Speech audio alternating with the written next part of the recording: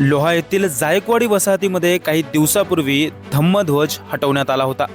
मात्र तो धम्मध्वज आता लोह्यातील सामाजिक कार्यकर्ते पंचशील कांबळे व त्यांच्या सहकाऱ्यांच्या पुढाकाराने पुन्हा एकदा पुनर्स्थापित करण्यात आलेला आहे.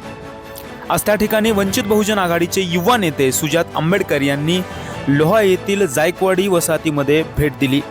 तसेच चळवळ जिवंत, चळवळ ताकदवान ठेवणे या प्रकरणातून आपल्याला लक्षात येते असं प्रतिपादन देखील उपस्थितांना यावेळी सुजात आंबेडकर यांनी केले. आपल्या सर्वांना एवढंच सांगायचंय की आपण इकडे एक धम्मध्वज लावण्यात आला होता आणि काही गुंड्यांकडनं आणि दलालांकडनं तो धम्मध्वज काढण्यात आला होता आणि आपण सर्वांनी एकजुटी दाखवली आणि आपला धम्मध्वज इकडे लावण्यासाठी हिंमत दाखवली.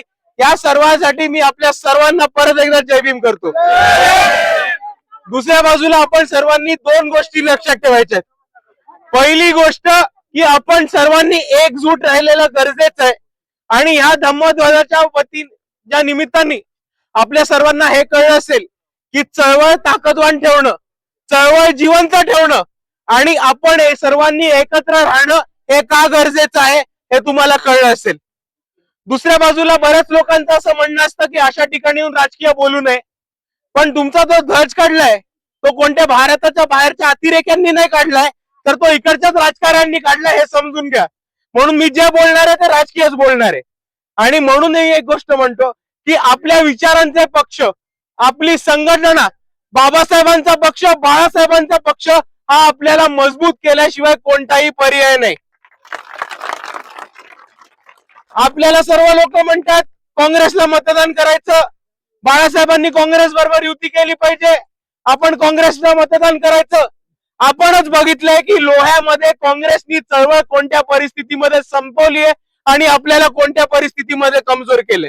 या ध्वज काढणारे जे गुंडे आणि दलाल होते त्यांना सुद्धा काँग्रेसच्याच नगरसेवकांचं बॅकिंग होतं हे तुम्हाला चांगल्या पद्धतीने माहिती आहे. आणि म्हणून मी आपल्या सर्वांना एवढंच म्हणतो की आज ज्या पद्धतीने आपण सर्व एकत्र आलात, आज ज्या पद्धतीने आपण इकडे ताकद दाखवलीये, त्याच पद्धतीने आपण एकजूट राहू. प्रत्येक प्रसंग येईल, कोणताही अन्याय अत्याचार हो, कोणत्याही विहाराचा मुद्दा असो, कोणत्याही समाजाचा मुद्दा असो किंवा आपल्या ध्वजाचा मुद्दा असो, आपण सर्वांनी एकत्र राहायला पाहिजे, ताकदीने राहायला पाहिजे. आणि जर आपण एकटी राहिलो, जर आपण एकजूट राहिलो तर कोणताही समाजाचा दलाल आपल्याला काहीही करू शकणार नाही हे आपण सर्वांनी समजून घेतलं पाहिजे. दुसऱ्या बाजूला आपण सर्वांनी समजून घ्या की ज्या लोकांनी ध्वज काढायचा प्रयत्न केला आणि ज्यांनी इकडे प्रॉब्लेम्स निर्माण केलेत ते कोणते मनुवादी नव्हते, कोणते परके नव्हते, तर ते आपल्यातलेच काही दलाल समाजाला विकायला निघालेले आणि चळवळीला विकायला निघालेले भडवे होते हे आपण सर्वांनी विसरू नका. आणि आता कोणत्याही परिस्थितीत या दलालांना त्यांची जागा दाखवली पाहिजे आणि परत ध्वजाच्या जवळ आले तर त्यांना तुडवून इकडनं परत पाठवलं पाहिजे, पर्याय नाही.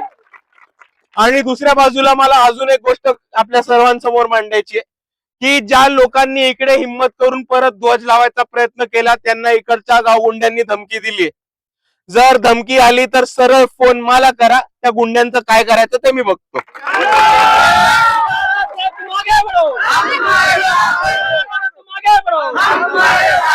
आणि तुमच्या सर्वांच्या माध्यमातून एक गोष्ट सांगतो की जर परत इकडे काम करत असलेल्या, ध्वजाची काळजी घेत असलेल्या, संरक्षण करत असलेल्या कोणत्याही माणसाला धमकी आली तर तुमची गाठ नागरिकांची नाही तर डायरेक्ट वंचित बहुजन आघाडीच्या कार्यकर्त्यांची हे तुम्ही विसरू नका.